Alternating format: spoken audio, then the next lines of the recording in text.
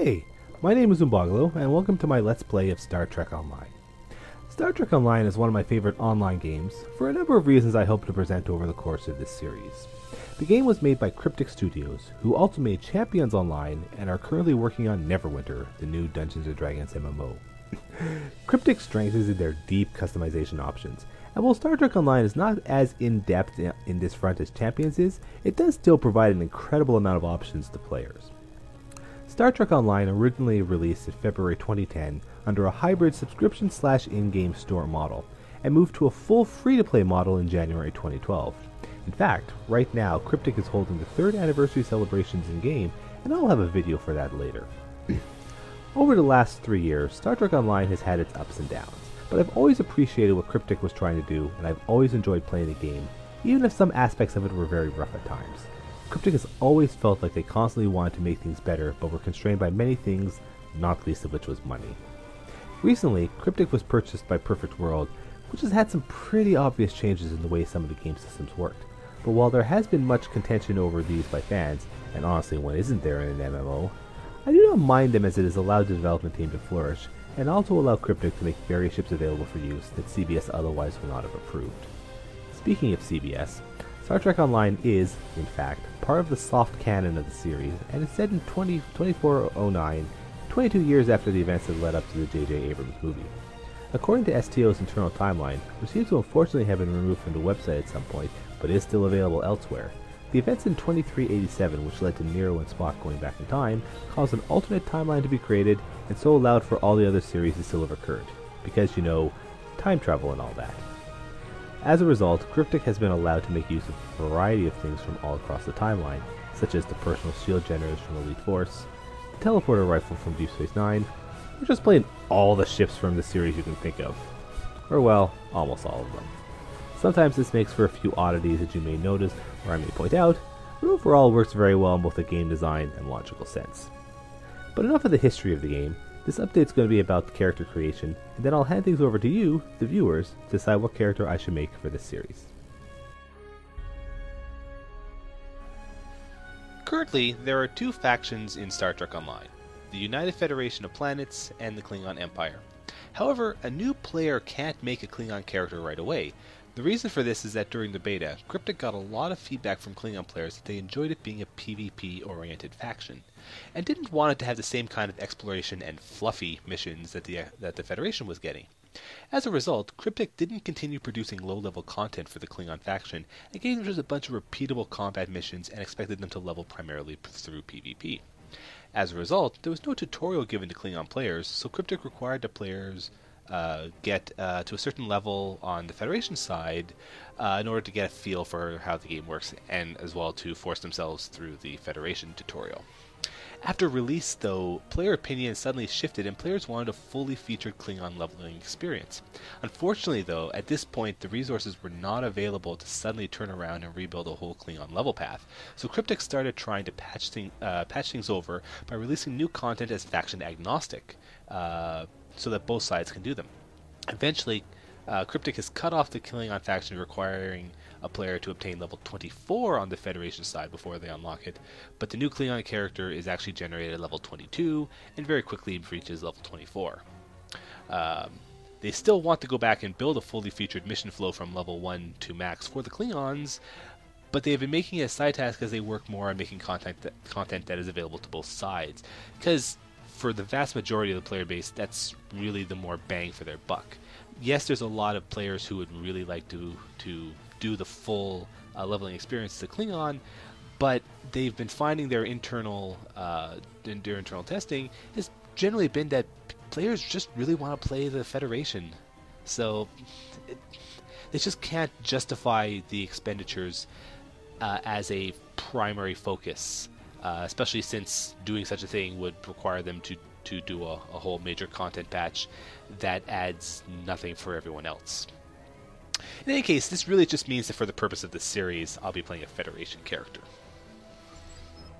Once you choose your faction, you then get to choose what class, or in this case profession, you wish to be.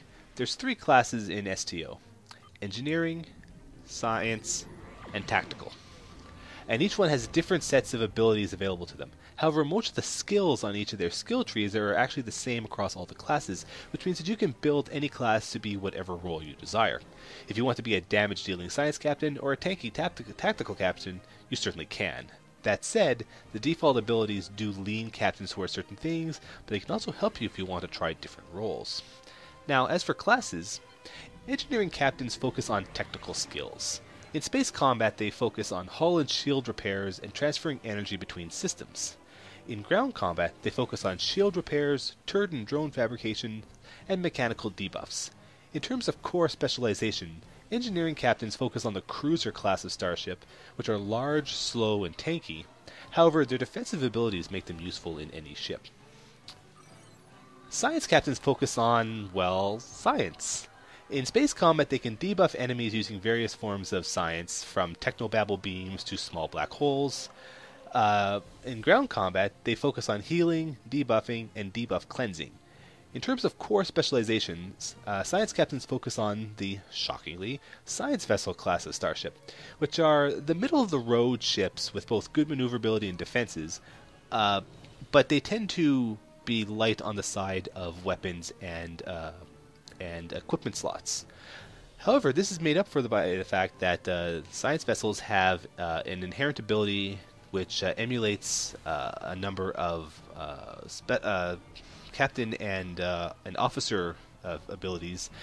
As well, the longer a science vessel has an enemy targeted, the enemy gets a debuff, which allows the science vessel to deal more damage to that enemy.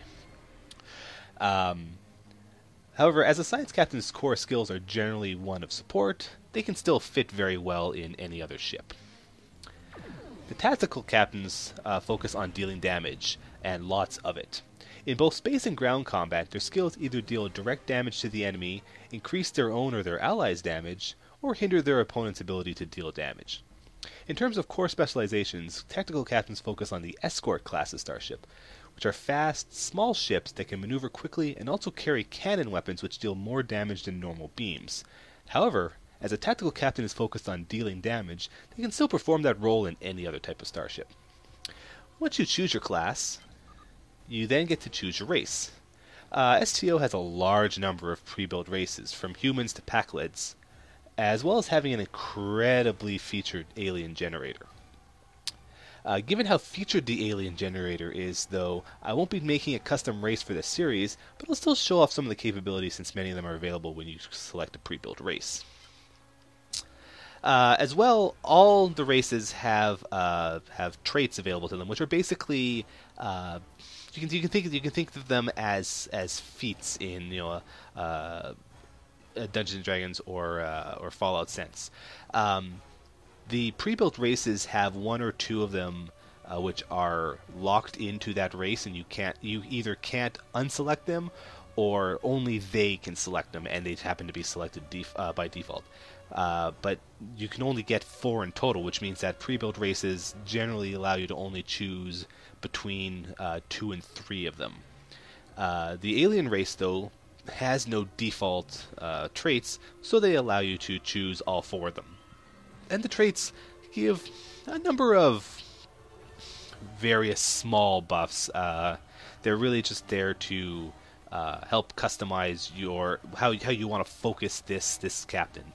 You can be things like a small bonus to your weapon accuracy, or a small bonus to your starship's warp core, which gives you more energy to use on your various systems, or you have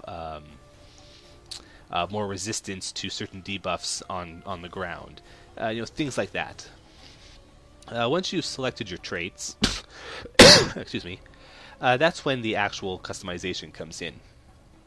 If you've played Champions Online, you'll notice that the character editor here is pretty much the same, although for obvious reasons, many of the specific options are different. The biggest change between the two editors, though, is that the uniform editor is nowhere near as featured as the one in Champions Online. In STO's backstory, it said that at some point the United Federation of Planets relaxed the uniform rules, allowing captains to wear any authorized uniform, as well as modify them to their tastes. Or even some ones that there's no way could be officially proved, such as these Mirror Universe outfits. It also seems that some of these the Alien Generator has a number of uniforms that you aren't able to use, because I know there's a bunch that I personally own that aren't on this list, which makes sense because since there's more constraints on how you can customize a normal one of the pre-generator races, they have ranges that they know that the uniform will look good, and if you try to do something goofy, then it won't break. But yeah, that's and once you've, and of course at the very end you can put in your name, the default name of your starship, and then an actual full name and biography, kind of like what you can do in Champions Online as well. But that's the character creation in Star Trek Online in a nutshell, and the end of this introduction update. Next time I'll make my character and begin the tutorial, but first I want to hear from you about what kind of captain you want to see for this continuing mission to explore strange new worlds. I'll link a page about the classes and races in the thread, so let me know what you want to see for this series. Until then, thank you, and post in the thread if you have any questions, comments, or suggestions.